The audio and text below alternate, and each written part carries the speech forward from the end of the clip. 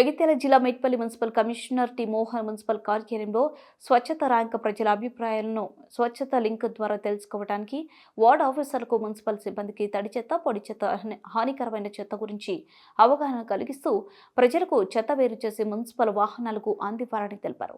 Commissioner మాట్లాడుతూ ఏం పారిశుద్ధ్యం, పరిశుభ్రత, స్వచ్ఛత కోసం మా సిబ్బంది నిరంతరం కృషి చేస్తున్నారు.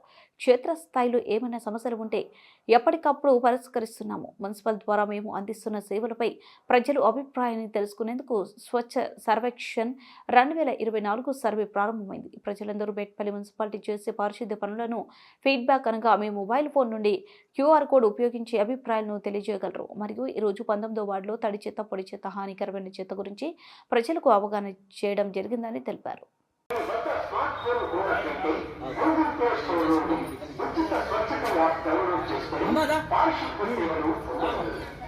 కమర్షియల్ శాఖ నిర్మాణంలో విధిగా రేపు చెత్త వ్యాపారంలో అమర్చుకొని తడి చెత్తలను పొడి చెత్తలను వేరుగా చేసి మున్సిపల్ సిబ్బందికి అందించగలరు. ఈ విధంగా మనమందరం చేయగలిగి మన మేడ్పల్లి పట్టణానికి స్వచ్ఛ సంరక్షణ, పట్టణ పరిశుభ్రతలో ప్రజల భాగస్వామ్యం అసముఖ్యం.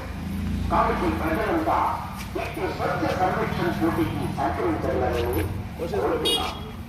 జారీ చేయవారు కమిషనర్ పురపాలక సంఘం